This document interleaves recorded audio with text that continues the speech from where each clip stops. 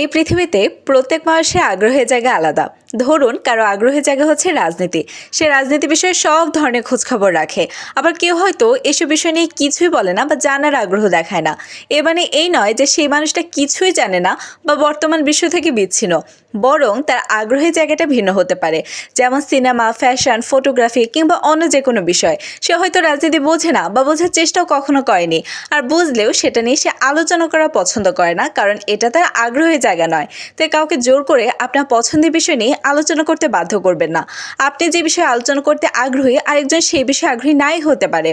তার মানে এই নয় যে সেই মানুষটা অজ্ঞ বা বর্তমান সময়ের সাথে তাল মেলাতে পারছে না। মানুষের আগ্রহের জায়গা যেমন ভিন্ন হতে পারে, তেমনি মানুষের জীবনে আগ্রহের জায়গাটা সময়ের সাথে সাথে পরিবর্তিতও হতে পারে। এটাও খুব স্বাভাবিক বিষয়। যেমন আমি একটা সময় বই পড়তে খুব ভালোবাসতাম, এখন আমার বই পড়ার থেকে সিনেমা দেখতে বেশি ভালো লাগে। এই যে আমার আগ্রহের জায়গা বই পড়া থেকে সিনেমা দেখায় রূপান্তরিত হয়েছে, এটাও খুব স্বাভাবিক বিষয়। তাই একজন মানুষের জীবনে আগ্রহ ভিন্ন হওয়া এবং আগ্রহ সময়ের সাথে সাথে পরিবর্তিত হওয়া, এই দুটোই খুব স্বাভাবিক বিষয়। এবং এই দুটো বিষয় যখন আপনি খুব সহজভাবে মেনে নিতে পারবেন, তখন মানুষের সাথে আপনার মিসআন্ডারস্ট্যান্ডিংটা কম হবে এবং আপনি তখন এটা ভাববেন না যে সে আমার সাথে এই বিষয়টি নিয়ে আলোচনা করতে চাচ্ছে না, তার মানে সে আপনাকে ডিসরেসপেক্ট করছে। বরং আপনি বুঝে নিন যে সেই মানুষটা আগ্রহের জায়গা ভিন্ন এবং আগ্রহের জায়গাটা পরিবর্তিত হয়েছে। খুব সহজ বিষয়।